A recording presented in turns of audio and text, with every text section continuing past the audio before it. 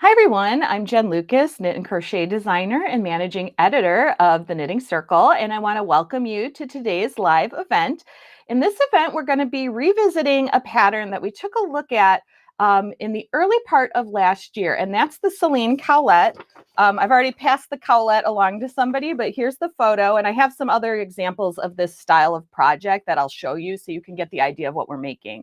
But this particular project is super awesome because what we're going to do is take advantage of that triangle shawl shaping, but then join it in the round to be a cowl, which makes it much easier to wear. I often talk about this when I'm teaching classes about how when you're working a top-down triangle shawl, often if they're smaller, they're a little bit hard to keep on depending on your body type. For my body type, a small top-down triangle shawl that's maybe knit out of 400 yards of fingering weight yarn, that's a very tiny shawl and doesn't really just stay on my body the way I would like. So this Cowlette sort of solves that problem in that you're still getting that shaping, that classic triangle shawl shape that I personally love and still love knitting to this day. But you get the advantage of it being a cowl. So you just put it over your neck like a cowl and you just wear it like that. So we'll talk about that and styling it and everything in this video. So I want to remind everybody that you can download the Celine Cowlette pattern.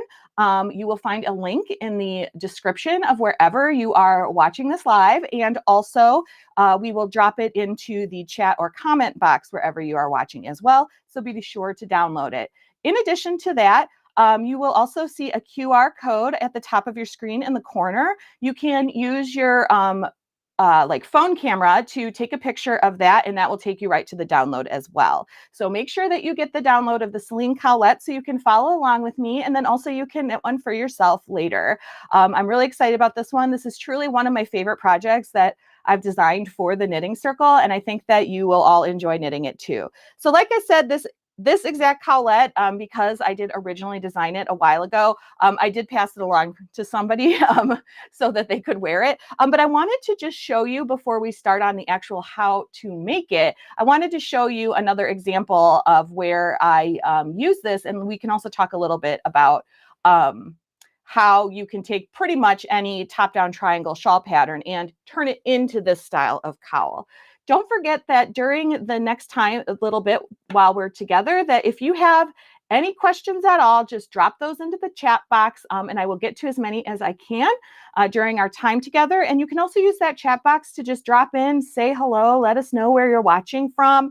And if you like to knit shawls, if you like to knit cowls, anything like that, we love to know what you're up to when it comes to knitting in general. So don't be afraid to drop your questions and comments into that chat box. So here is an example of another Cowlette. This one's actually crocheted. But I just did basically a top-down triangle granny square like stitch pattern. So it was worked as a shawl, like in a triangle, top-down triangle. And then once the top edge was such that I could comfortably fit it over my head, I joined it in the round. And again, it's crochet, so this was a little bit different how it was constructed, but the overall concept is the same.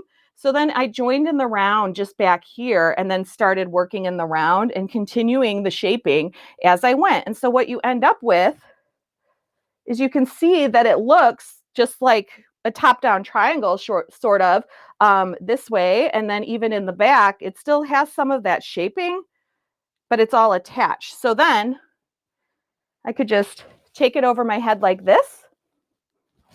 And you can see, like, you can wear it.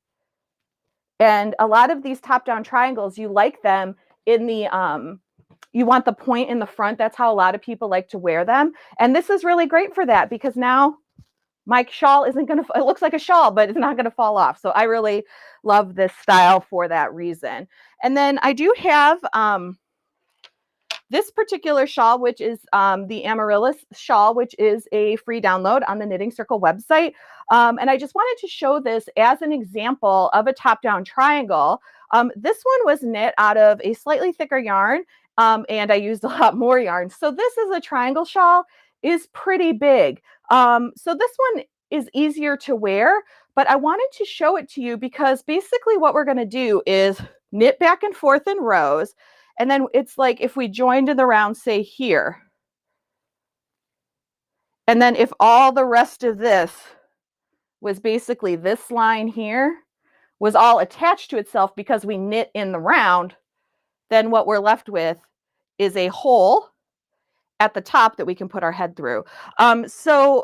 I wanted to show you that one just to remind you that this shawl shape or this particular project does lend itself to, once we go through all the steps, you'll get an idea of how you can do this with other top-down shawl patterns. So really what we're doing with this type of project is we're working back and forth in rows until that top edge is that length is long enough that when we join it in the round, the circumference of that circle will comfortably fit over our heads.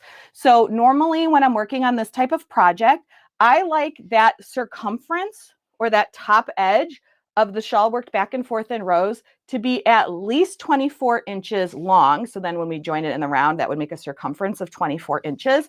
That's personally the minimum I like to go for fitting it over my head.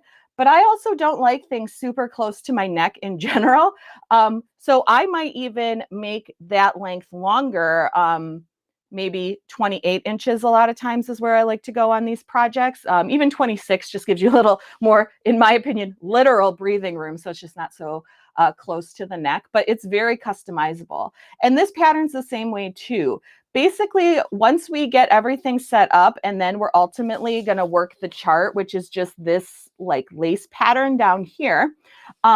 This lace pattern, we're going to do have some stitch markers that are going to get set up in here. And so as long as you have a multiple of 12 plus 1 stitches in between your sets of stitch markers, you're good to go. So if you want to make it larger so that you have it more open at your neck, you could just work the back and forth in rows in a little bit longer until you have a multiple of 12 plus 1 stitches in between the needles. So an example of that, and you'll see that in my little swatch I'm going to knit, I have 25 stitches in between my stitch markers. So that's 12 times 2 is 24. 24 plus 1 is 25. So that's what I mean by 12 plus 1. And also, you don't necessarily have to actually get your stitch count to a multiple of 12 plus 1 with the increases in the pattern. The other thing you can do is kind of honestly fudge it on your last probably right side row. You could add or subtract stitches on a wrong side row too. But basically you could, if you weren't quite at that multiple of 12 plus 1 stitches, you could, if you need to slide a few extra make ones or something like that into a row to get to that stitch count. This is one of those patterns that you can very easily sort of fudge it in that way to get your stitch count right if you're making that kind of change. So now that we've talked about all of that, let's talk about some of the supplies. And I also want to talk about some yarn substitutions. So in this original pattern, I called for worsted weight yarn, and that's what we're doing here again today. But in my original project, I had used a yarn that was, I believe I wrote it down here. It was 80% acrylic, 20% wool. So right here, this was the yarn that I used. And that's great. And even for a warmer weather project, an acrylic wool is going to be okay. But I find both acrylic and wool to be a little bit hot. And I'm somebody that's like always runs on the warmer side. So you do not have to do this in that acrylic wool yarn if you don't want to. So I have a few other examples of some yarn. They're not all necessarily worsted weight, but you can find worsted weights of similar yarns. So here I have this yarn, and this one, I want to put this one, it says it's 50 grams for 105 yards, and I'm not sure what the company calls this one exactly. This might be a worsted weight or on the heavier, it might be like light worsted to heavy DK. And this one is a mix of Pima cotton and bamboo. It's 52% cotton and 48% bamboo. And This particular yarn, the way it's plied together, it can be a little bit splitty. You can see like how many plies are coming together to make that one strand of yarn. But this yarn is going to be much cooler for these warmer months, especially if you're obviously in the northern hemisphere where we're starting to get warm now. And also, in addition to that, the drape on this particular yarn is absolutely amazing. I love making stuff out of yarn that has cotton, bamboo, especially when it's a blend, you get a lovely, lovely drape. So this is just like a hot pink one that I have. I have some of this yarn in every color. This one's like a silver and it's like almost shiny. And so this would be a great substitution on this project if you're looking to truly make this for something in the summer. And then I have this other yarn here. I actually, this is a ball, I'm working on a sweater in this yarn. This is a worsted weight. And this one, let's see, is Pima cotton and modal. So it's 60% Pima cotton, 40% modal. Or modal, I'm not actually sure how to pronounce it, but so it is plant-based, and again, it's much, much cooler. And this one looks a little bit more like your traditional yarn. As far as the plies go, this one I find to be a little less splitty. But sometimes these cotton yarns, they can sort of pill a little bit when you're wearing them, especially at any point where there's going to be friction, like say for an underarm of a sweater. But something like a cowl especially, these yarns can be really, really great for that. So just some options to think about as you're working your own Celine cowlette is that, you know, we are getting to summer here in the Northern Hemisphere. You might not necessarily want to make your project out of an acrylic wool blend yarn, but there's other beautiful yarns for summer. I love a cotton silk blend. Like I said, this other one is cotton bamboo. So there's so many options out there besides just knitting this out of wool. We'll talk a little bit about blocking our project at the end because these do block a little bit differently than say your traditional yarn that has an animal fiber in it. So now that we've talked all about the yarn, the yardages that you'll need for each color are listed in your pattern. So we have color A, which is going to be this main color here. We've got color B, which is really just these little garter ridge stripes we're doing here. And then color C is, we're doing some lace in color C. And this color here, I went back to color A. So again, all the yardages are listed in the pattern. You're going to need a size 8 circular needle that's at least 24 inches long, because again, we're going to eventually be joining in the round, and then just for the most part, all your normal knitting notions, stitch markers, scissors, tapestry needle, and you are going to need just one spare needle. So I just have some random extra double points here. The size of this is not going to be super duper important. We're just using it for a 3 needle bind off. We're just binding off just a few stitches with this. So I just grabbed something. Here I have a knitting needle, and they're pretty close in size. I didn't honestly particularly worry about getting the exact size right with that double pointed needle. Okay, so to start this, we're going to cast on, and I'm going to just use a chunkier yarn here just because I think it's going to be a little bit easier to see. But you would start, of course, with your color A and your worsted weight yarn, and we're going to start with the garter tab cast on, which is one of my absolute favorites for the start of any top-down shawl. So I'm just putting a slip knot on to my knitting needle, and then I need to cast on a total of 3 stitches. So my slip knot counts as 1, and then I'm going to cast on 2 more. I'm using a long tail cast on here. The cast on is not super important, but you just don't want to do anything that's going to be too loose here. So I find long tails perfect for this. If you like a knitted cast on, there's lots of cast ons to choose from. And we also have a variety of cast on videos on our website that you can check out, including a free long tail cast on video if you need a refresher on that. And then we're going to knit back and forth in rows for 7 rows.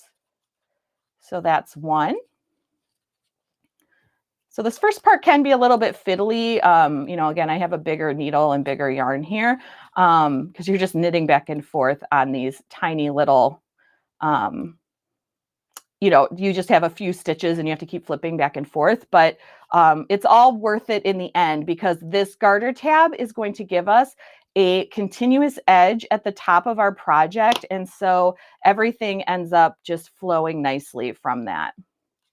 And I can see Vicki saying hello from Jacksonville, Florida. Hi, Vicki. Thank you so much for joining us.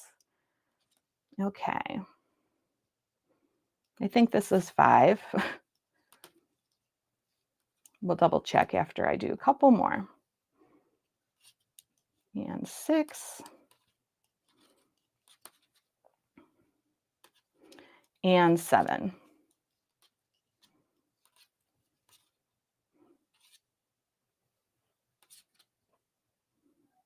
I feel like maybe that was only 6. So let's just do one more. Okay, so once you have your 7 rows, what you're going to do is you're going to take your little bit of knitting and you're going to turn it 90 degrees clockwise. So you're going to take it like this. We're not going to flip it over again. We're going to take it. We finish knitting this way. We do not turn. We just rotate 90 degrees clockwise. So we have what looks like a little flag. And now we're going to pick up and knit 3 stitches along the left edge. So when it was like this is our left edge. We've flipped it we've rotated it clockwise, and now we're going to pick up and knit 3 stitches. Now, I tend to pick up the garter stitch bumps. Some people like to pick up the strand in between the garter stitch bumps. I've always picked up the bumps, so that's what I'm going to do here. So you have to pick up and knit. So you can take your right hand needle and insert your needle and pick up and knit, but you can see that's a little bit fiddly, and I don't try to avoid fiddly as much as possible in my projects. So what I like to do is take my left hand needle and go from left to right and pick up those bumps just like that. So now I have, just unsplitting my yarn there. So I have picked up my 3 stitches, and now all I have to do is just knit them. And I find that to be so much easier than trying to do everything with that right hand needle.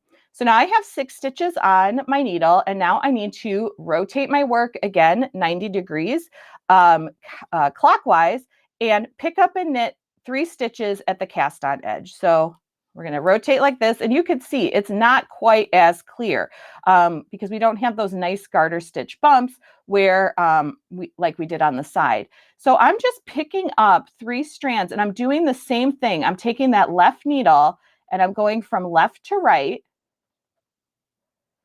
and just picking up 3 strands evenly across. And it's pretty easy to pick up your 3 strands evenly across because it's such a tiny little piece of fabric. So now I have my 3 stitches on my left hand needle, and then I could just simply knit them. And that's the garter tab cast on complete. So we started with 3 stitches and we ended with 9. And so you have this like little weird looking piece of fabric, but as we're building out the piece, this will allow for that nice continuous edge, and you'll be able to see it in some of my other little swatches going forward. So now that that is done, we are ready to work a setup row. So the next row is a wrong side. So we're going to knit 3, purl 3, and then knit 3 again. And so now we're coming to our right side row. Let me just get a little more yarn here. Set it off to the right. That's where I like my yarn anyway. Okay. And now we're ready to, oops, there we go. Now we're ready to start our row 1, and we're going to place some markers. Let me just grab some markers here. Let's see, let's use the orange ones. So I'm going to grab 4 stitch markers. And if you would like a 5th stitch marker to mark the right side of your project, you absolutely can do that. We are going to be purling mostly on the wrong side. So this project, in my opinion, it's pretty easy to know which side's the right side or the wrong side because you are going to have stockinette stitch on the right side of your fabric, and then on the wrong side of your fabric, it will look like reverse stockinette. But if you need that stitch marker to help you mark your right and wrong side, absolutely go forth and add that extra stitch marker onto your project. So our row 1 is knit 3, place a marker. And whatever kind, these are going actually onto your needle. So whatever kind you like, I just like the locking plastic ones. So that's what I have here. So we're going to place our marker, and then we're going to do a make one right. So we're going to pick up the strand here in between the two stitches. So in between this stitch here and this stitch here, we're going to pick up that strand right here in between. And a make one right, we're going to go from back to front underneath that strand. So here's my strand here from back to front with the left needle. I'm going to pick that up and then knit it. And that's an increase. I'm going to knit one and do another make one right. From back to front, pick up that strand between the two stitches and knit it. Just like that, and then we'll place another marker. Knit one, place another marker, and now we're going to do make one left. For make one left, we're still going to be picking up this strand in between the two stitches, but we're going to be picking it up with our left needle from front to back, and then knitting through the back loop, just like that. And so I'm just going to back that out because I want you to be able to see. So again, make one left, we're going from front to back. If we knit into the stitch the normal way and come into the front of it like this, we're going to create basically something that looks like a yarn over, and we're going to make a hole. And that's not what we want to do here. What we want is to have a nice continuous fabric that the increases do kind of become a little bit of a design element because we are doing directional increases, but we don't want that big hole. We want that fabric to be sort of continuous. So after you've picked up that strand from front to back, you're going to knit it through the back, just like that.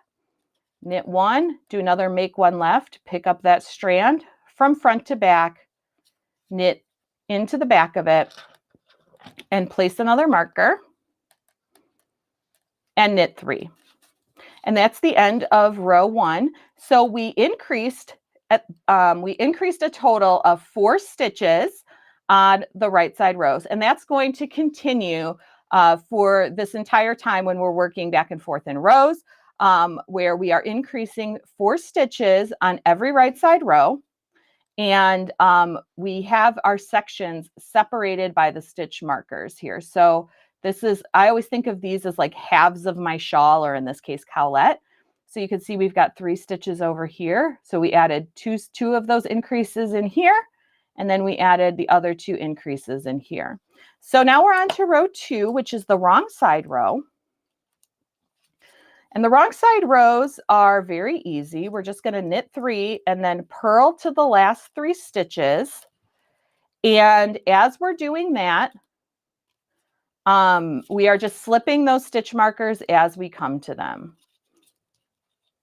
So you don't need to worry about moving any stitch markers around or anything like that. You just slip them as you come to them. Slip that last marker, and we have 3 stitches left. So I'm going to knit those last 3 stitches. From here now, you're just going to keep repeating those rows 1 and 2. So those rows 2 and 3. So row 2 is where we're going to be doing the wrong side. So that was the knit 3, purl to the last 3 stitches, knit 3. Now we're going to do row 3, which is knit 3,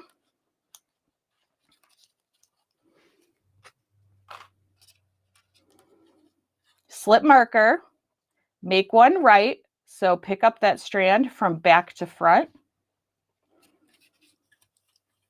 knit to the next marker,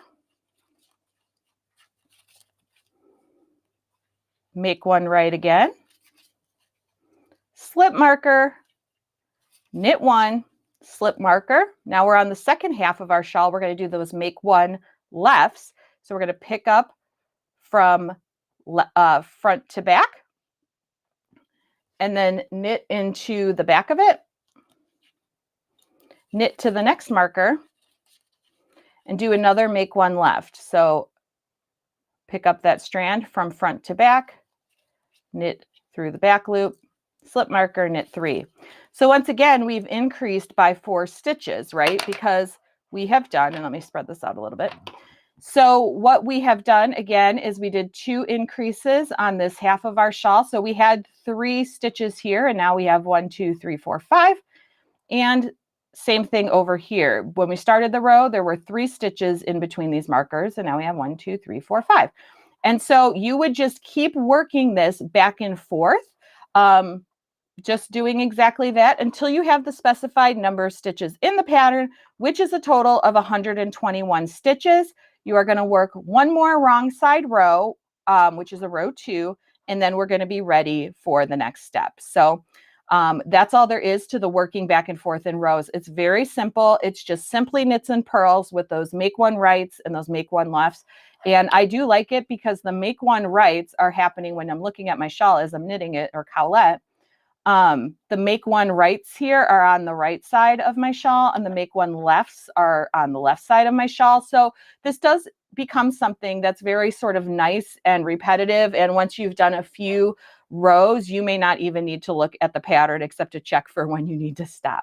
And again, it would be this part of the project that if you wanted to change the size of the circumference of the Cowlette, this would be the place to do it. You could just keep working additional rows here until this top edge here is the length that you want for the circumference of your project. So like I said, we're going to 121 stitches. And so, you could increase that and just keep repeating rows 2 and 3, ending on a row 2 at the point you want. But again, it is important that ultimately, before we start the chart, I should say, it's not necessarily before we do the next step. Before you're going to start the chart, which we'll do a few things in the round before we get to it, when we're starting the chart, you're going to want a multiple of 12 plus 1 stitches in between each set of stitch markers. So you would want a multiple of 12 plus 1 here before we're going to start the chart, and a multiple of 12 plus 1 in between these stitch markers before we start the chart. But we could talk about that again a little bit more as we're working on in our project. So I have a little swatch here, and now I'm going to go down to just my worsted weight yarn here. So you end up building something that's like this. And so I'm working from the top down here, and then we're going to join in the round. So I just have finished a row 2, and now I am going to fold this with my right sides facing together. So my wrong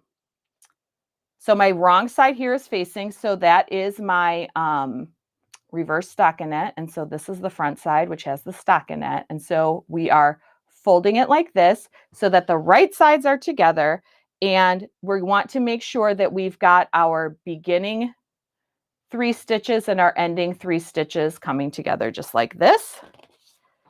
And then we are going to be doing that 3 needle bind off. And so the 3 needle bind off is pretty easy. It can be a little bit fiddly, but we're not going to worry too much about it. Basically, once you sort of get the hang of what's happening, 3 needle bind off isn't really as fiddly as maybe some people think. So we are going to basically do a 3 needle bind off to bind off these stitches here. And we want to do that with our wrong sides facing out, because it is going to make that bind off edge. And so we want that to go to the wrong side so it doesn't show on the right side, because you'll see we'll get like a little bit of that sort of like braid or chain like you get with a bind off. So let's go ahead and bind off. So with my spare needle here, I'm going to insert my needle as if to knit on the front stitch, and insert my needle as if to knit on the back stitch here. And you can see why it's called a 3 needle bind off. I literally have 3 needles going. And then we're going to knit that stitch, and see, I'm going to knit that front stitch, or excuse me, knit the back stitch, and then also come through the front stitch. It's going to be a little bit hard to see here, but essentially what we're doing is we're knitting those 2 stitches together. And so we can take both the first stitch from each needle off because we've attached them together. Then we're going to do the same thing on the next stitch. We're going to insert our needle knitwise into the front needle, insert our spare needle into the next stitch on the back needle, and then knit them together. So I kind of find if I sort of treat this needle like a lever and sort of just bring it through like that, I can kind of get through both in one movement. And then we're going to bind off. Now, this is one of those things that you'll figure out what works best for you. I find it easier to take that back needle versus the front needle to bind off. Just for me and the way I hold everything, it's easier for me to take that back needle to pass the first stitch over the second to bind one off. And then we're going to do that again. We're going to insert our needle into the front stitch, insert our needle into the back stitch, knit those two stitches together, and then pass the first stitch over the second. And so at this point, we are now, we have bound off our 3 stitches here. And we have that one stitch that remains on the spare needle. So now we just need to get everything sort of set up to start knitting in the round. So at this point, we're going to open everything up here to the right side. And now you can see I've joined in the round. And look at that nice little clean join we have there. It looks really, really nice, I think. And then on the back, and this might be a little bit hard to see, but you'll see it when you do it on your own project. Grab yet another needle. This is where we're binding off here. So you kind of have the little bind off chain situation just right here. Oh, and Vicki says, love that garter tab. Thanks, Vicki. Yes, I love doing garter tab, and I particularly like doing garter tab in that way because it's to me, it's less fiddly. And I'm all about making my knitting less fiddly. So we're going to go back to having our right side facing out, and then we have this one stitch that's still on the spare needle, and I'm ready to get rid of this spare needle and go back to my regular traditional knitting. And so we are going to take this stitch and then ultimately get this stitch onto the right hand needle. So I sometimes find it easier to first put it on the left hand needle to get that extra needle out of the way. And now I'm going to slip it onto the right needle. And now we are fully joined in the round and we're ready to work in the round. And so in the pattern, it notes we are now going to start working in the round, like I said. And this particular stitch marker, we can leave it here. This marker, we are going to be using it as our beginning of the round marker. So you might find it best to switch the color of this marker, because here I have all these red markers. And I mean, you can remember, oh, back here where it's shorter, because now we have this length in the front and less length here in the back. I mean, you might be able to remember that that's just the beginning of your round marker. But for me, I know I'm going to set this project down, and I don't know if you're like me. It's like, who knows when you're going to pick it up again to work on it. I mean, it could be a week or it could be a month, or, well, it could be longer than that. So I like to take that stitch marker off and then just pick a different color. So I have green here. So we'll just stick the green one on. And then that marker will be our beginning of the round marker. And then we'll know that because it's a different color. So now we're going to do a garter stitch stripe, and we're going to do that with color B. So it's kind of up to you what you want to do. If you want to carry the yarns on the inside of your project or not. I personally, on my original project, I cut my colors and rejoined, which, yes, is a lot more ends to weave in. But if we take a look here at the picture, so this is our color A, and we don't need our color A again till we're down here. We're going to be doing 4 rows of garter stripe here, 4 rows of garter stripe here, and then let me just quickly look at the chart. The chart in between is 8 rows. So that's 4 plus 4 is 8 plus 8 is 16. That's 16 rows, well, actually rounds, before we're going to need our color A again. So you can carry it on the inside of your project. Nobody's ever going to see it. It's on the wrong side or inside of your project. But for me, I typically don't mind weaving in ends. And I just thought it looked a little neater on the back if I just cut the colors and wove them in and rejoined. But that is a personal preference. We have lots of different videos on color work. We have a video on carrying yarns.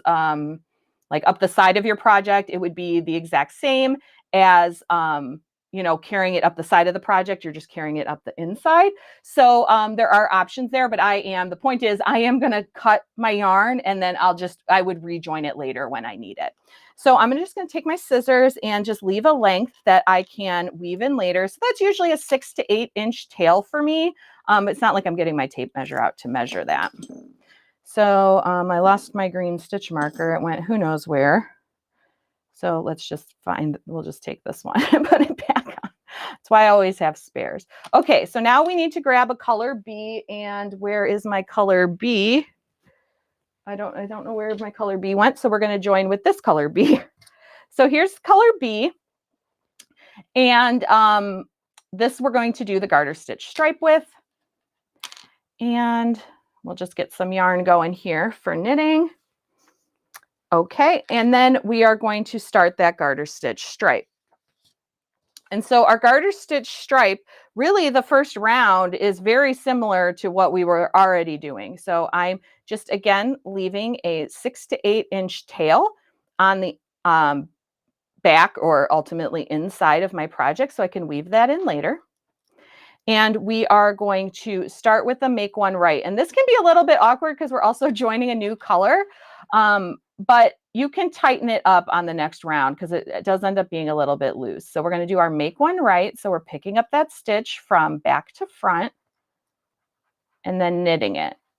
So you might find it easier just to sort of get your needle where it needs to be here. And then let's worry about the tail. And I like to, when I'm joining a new color, I basically hold my yarn like this. So I have a tail here and then my working yarn's going to my ball. And then this is the loop that I'm just going to then be wrapping around my needle. So you can even really just stick that loop on there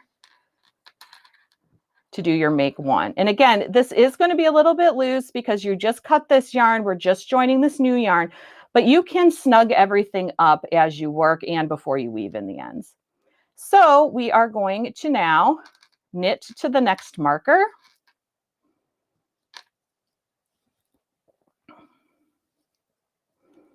And so I'm just knitting all the stitches here. And this is why you want that 24-inch circular needle, because once you join in the round, you don't want to be using, say, a like 32-inch needle or, oh my gosh, even like a 40-inch needle, unless you're going to do something like a magic loop method, because what that's going to do is just stretch out your stitches so much on the needle that it becomes kind of uncomfortable to be knitting your project. And that's not what we want. We want we want our project to be enjoyable. And so the 24-inch circular, when you have a neck circumference that's right around in that size, makes it just so that your stitches aren't so spread out. So now we're knitting to the next marker and doing that make one right again, which again, that's similar to what we were doing when we were working in rows. It's actually exactly the same. Make one right, slip our marker, knit one, slip marker, make one left. We're going to go from front to back on the make one left, knit through the back loop, and then knit around to the next marker.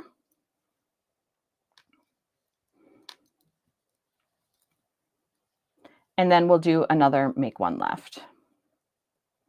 And so we still here are increasing 4 stitches for each odd number round. So you're still increasing 4 stitches every other round, but because we are working in the round, we are always on the right side of our fabric. So it's just every other round, which in this pattern, that's every odd round. So this is a round 1 here. So we're going to that last stitch marker. And we're going to make one left again. So we're going to go from front to back, knit through the back, slip the marker, And then we have that knit 1. And then that was our round 1. And then at this point, I usually just take a pause and just give a slight tug on any of my ends here just to help start snugging everything up. I will do that again after I work the next round. And if I need to do that, possibly again, just because things loosened up as I was working the remainder of my pattern, before I weave in the ends, I would just snug anything up that I needed to. So almost going to start knitting with the tail there. Got my working yarn ready to go. Because we're doing a garter stitch stripe and now we're working in the round, the next round for this is going to be just purling all of the stitches. So we're just purling all the stitches all the way around. And so that's pretty easy. And so, you know, garter stitch is achieved back and forth in rows by just knitting every stitch. And that's what gives you the nice little bumps on the right side of your fabric. But because again, we're working in the round and every round is a right side because we're always on the right side of our fabric, to achieve garter stitch in the round, we have to alternate rounds of knit and purls. But this is a round 2. It's an even number round, so we aren't doing any kind of increasing. We are simply just purling all the stitches, and as we come to those stitch markers, we're just slipping them just like we did when we were working back and forth in rows. So we're just going around and around here, just all the way back to the beginning of the round stitch marker. So we have just a few more minutes and just a few more steps here we're going to talk about for this Cowlette. So I just want to remind everybody, if you haven't done so already, go ahead and download that pattern. The link for it is in the description where you're watching it. We've also dropped it in the chat. And you'll also, again, see that QR code has popped back up in the corner. And so you can take a photo of that with your phone, and that will take you right to the download as well for this one.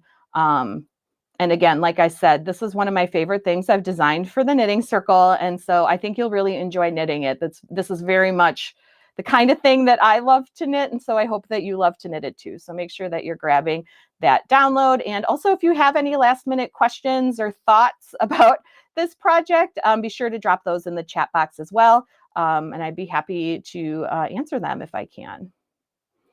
So I'm still just purling, purling, purling, purling. And then when we get to the end of the round, we'll just be done with our round 2. Now, for the garter stitch stripe, I feel like you probably don't want to watch me just do all that again, because that's kind of the boring part, because we're just knitting and purling. We've done those make one rights and lefts. We've done that quite a bit at this point. So we don't need to review that. But in the pattern, you obviously are going to follow the instructions in the pattern, which are going to tell you to work those last 2 rounds once more. And again, you would be increasing by 4 stitches, again, on the, on that odd number row.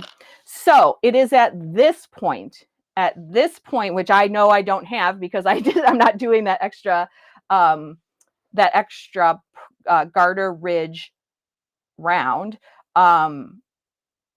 So it's at this point before you start the chart that you are going to want to make sure that you have a multiple of 12 plus 1 stitches in between the markers. So in between our beginning of the round marker and this marker here, multiple of 12 plus 1 stitches is needed. And I know that I am quite a bit off here, but that's okay. We're still going to talk about knitting the chart, but just know that my stitch count is going to be a little bit off. And then same thing over here. You would want to have a multiple of 12 plus 1 stitches in between here. But look what's happened. I'm losing that stitch marker again. That green stitch marker just doesn't want to stay on today. But you can see here, look at what's happened. Look at this nice edge that we've created for this Cowlette here. I just think that that is so clever. And this particular technique of joining a Cowlette in the round like this, I actually learned this from one of my friends who's also a knitwear designer, Karina Ferguson. She also has some content on the Knitting Circle for you to check out. She's done a lot of videos for us. And she's an awesome knitwear designer. She's designed a lot of cool patterns over the years. But she's the one that shared with me this method of joining in the round for Cowlettes like this. And I did then switch to this method because I just love how you get that nice continuous edge there. So again, you would work as directed, another 2 rounds for the garter ridge, and then let's talk about the chart. And we'll work through knitting it the best we can with the number of stitches that I have. And so the chart, it's maybe a little bit hard to see here, but remember, you will have the download for it. You can, take a closer look at it there. And also, I have included, and always do with all of my patterns, as almost all of my patterns, I think there's only a couple where I don't have it. The written instructions for the chart are there. So if you're looking at this chart and you're like, yeah, no, thank you. You don't have to follow the chart. The written instructions are right there. So let's take a look at this chart though. I'm just going to hold it up like this.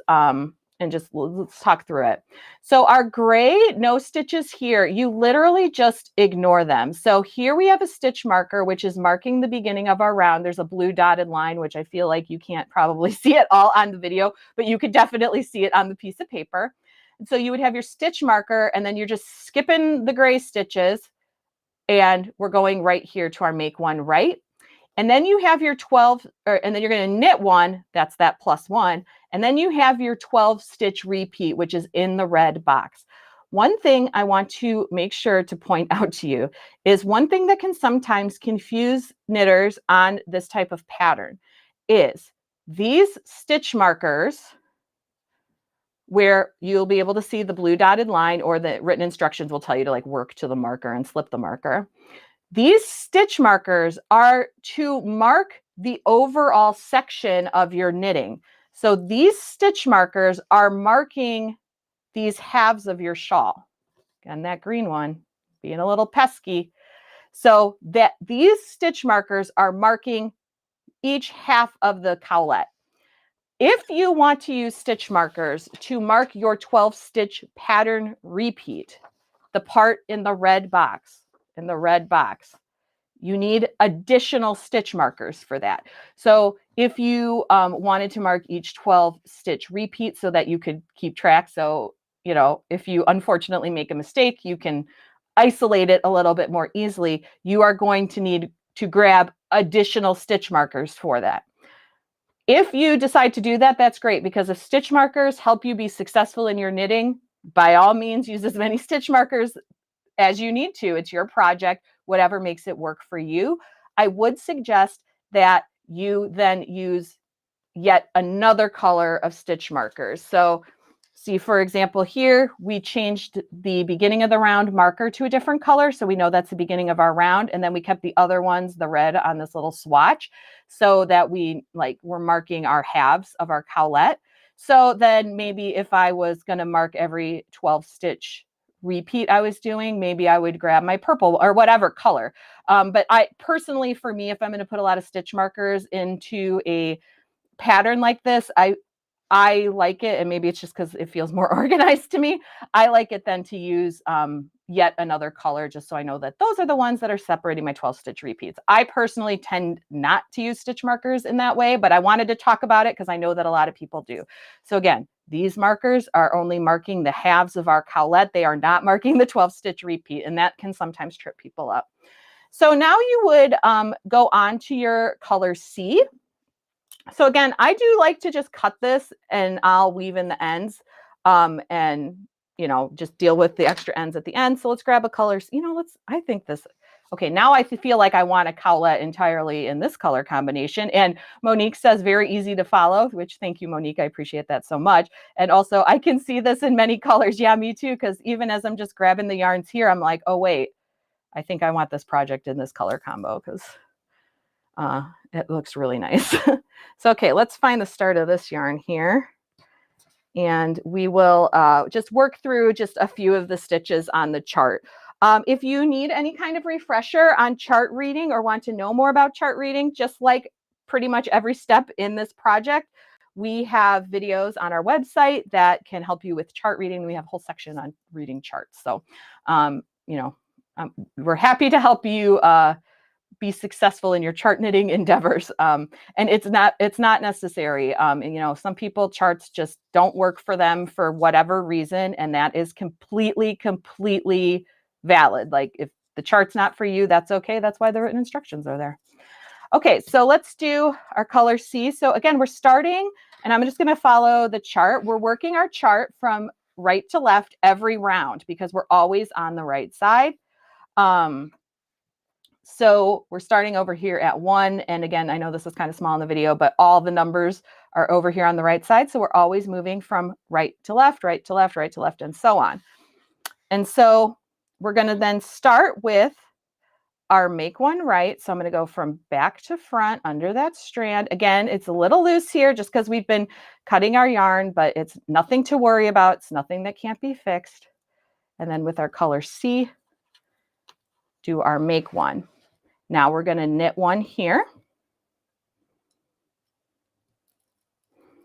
And now we're starting our 12 stitch repeat. So yarn over, knit one, yarn over, knit 2 together twice, knit 1, SSK twice, yarn over, knit 1, actually twice because we're going to yarn over, knit 1, yarn over, knit 1. And then once we get back to here, we'll go back to the start of the red box again. And you would just keep repeating that over and over until you got to your stitch marker. So we did our make one right, our knit 1. So now we're going to yarn over, knit 1, yarn over. And then we are going, oh, excuse me, I said that backwards, didn't I? We're going to SSK twice and then knit 1 and then knit 2 together twice. Okay, yeah, that makes more sense. So we're going to SSK, slip as if to knit, slip as if to knit, bring the right needle back, or bring the left needle back through those stitches to knit 2 together through the back loop. Now that is the normal traditional way to do an SSK. I actually like to slip as if to knit, slip as if to purl, and then knit them together through the back loop. Tiny little difference, but I do like the way it looks better. There are also other methods in which people do their slip slip knits. So, you know, use the slip slip knit that's best for you. So we did our SSK twice. We're going to knit 1, knit 2 together twice, which is easy because we're just simply taking the next 2 stitches and knitting those 2 stitches together. And then we're going to yarn over, knit 1 twice. Yarn over, knit 1, yarn over, knit 1. So we came to the end of our red box here, and then we're just going to go back over here to the beginning again. Yarn over, knit 1, yarn over, slip, slip, knit twice, slip, slip, knit, slip, slip, knit, knit 1, knit 2 together twice,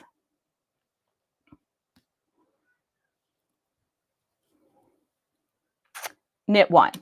And so you would just keep repeating that until you got to the stitch marker. Now, again, my little swatch, because we didn't work that the extra 2 rounds, things like that. I don't have the correct number of stitches. I'm just going to go ahead and just knit these last few stitches until I get right before the marker. So that was 3. So I'll try to remember to repeat that on the other side. And then we're going to do that make one right again, right before the stitch marker.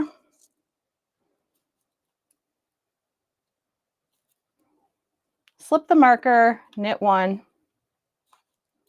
slip marker. Now we're going to do the make one left. So go from front to back, knit through the back. And then again, I'm just going to knit a couple stitches since my stitch count was a little bit off, but now we're going to do the chart again. Now, well, what I mean by that is now we're going to work this half. So now we're getting into very slight technicalities here. Basically, both halves are the same. But you'll notice here that I have in the red box, like I have my +1 over here at the start of my round, and I have the +1 here over here at the end of my round. But we're basically doing the same thing on both sides. But I wanted to make a chart that just represented the whole round.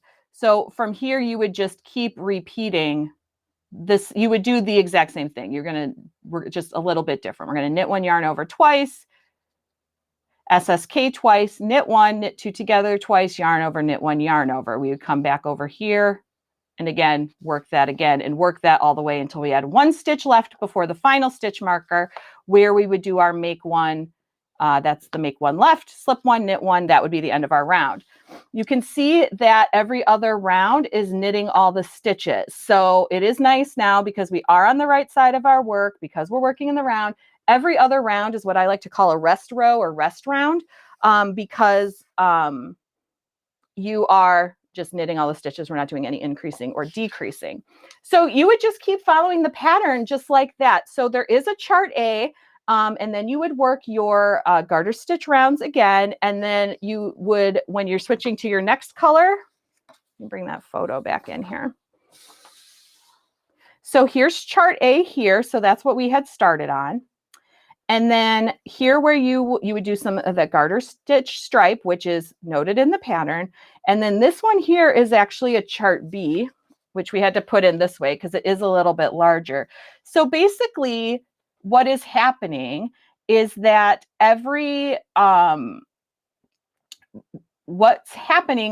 every right or every odd row, we're adding 2 stitches, right, to our project. And so it's just, you need a little bit more space in order to be able to fully repeat chart A. Again, this is again getting into kind of like technical knitting designer stuff that you may or may not care about. But that's what's going on there. And so that's why you're going to see a chart B, but you're going to work that chart B in the exact same way. You just have a few extra stitches at the start and the end before you can just start repeating the 12 stitch repeat. And in addition to that, the written instructions for that chart B are there too. So you would just keep following the pattern as written and work some final garter stitch stripes, which we already talked about, and then bind off. When it comes time to bind off, I'll just demonstrate on my swatch here, even though we're not at all where we would bind off. Whatever bind off you would like to do is fine. I just said bind off stitches loosely. When I'm working shawls, especially top-down shawls, I like to bind off using the knit 2 together through the back loop bind off. And if you've watched any of my live videos before, I've talked about this extensively. So all you're going to do when it's time to bind off, so you've done all your charts and you're repeating and changing all your colors, and now we're ready to bind off, we're going to just simply knit 2 together through the back loop. So I'm going into the next 2 stitches through the back loop, knitting those together. I'm taking my stitch from the right needle, slipping it purlwise back over to the left needle, and knitting 2 together through the back loop. And then I kind of get into this motion where it's like I'm almost not then slipping this back over. I almost am coming in to the front of this stitch and then doing my knit 2 together through the back loop. Again, you'll figure out what works best for you. So technically you're slipping that stitch, knitting 2 together through the back. I've actually found it easier if I just kind of do like that in one motion, but you'll figure out what works best for you. So it's almost like I'm grabbing the stitch from the left needle and then inserting my needle into that stitch to knit 2 together through the back loop. And so then you just start binding off like that. And I like this bind off on particular for top-down projects like this, things that are shawls or cowlettes, which are basically, you know, shawls that are cowls. I like that knit 2 together through the back loop bind off because it is very stretchy. I love the way it looks at the bottom. I love the way it looks up against a garter stitch stripe, which is what we've done at the end. So it's a really great bind off. And again, if you want to know more about that knit 2 together through the back loop bind off, we of course have a video for you here on the Knitting Circle for that. So I just wanted to say thank you so much for joining me today. I hope that you enjoyed learning how to do this project. Yes, we were revisiting an old project, but hopefully you have some ideas on how you can customize it or maybe change the yarn up to make it maybe a little bit more spring/summer appropriate, because I like to wear my knitting all times of year, not just in the winter. And so if you do decide to make one of these, we would absolutely love to see it. Don't forget that you can always post your projects on social media, Facebook and Instagram, and give us that tag, and we would love to see your project. And we do also have a project gallery on the Knitting Circle website where you can upload your photos as well. And even if you don't want to upload your photos, I encourage you to go there and just look and see what everybody's making, because it's just full of inspiration with projects that knitters have made. Once again, as we are saying our goodbyes, just want to remind you, don't forget to download that pattern. Follow the link in the description or use that QR code up in the corner. And thank you so much for joining me today. I hope that you all have a great week and happy knitting. I'll see you next time. Bye.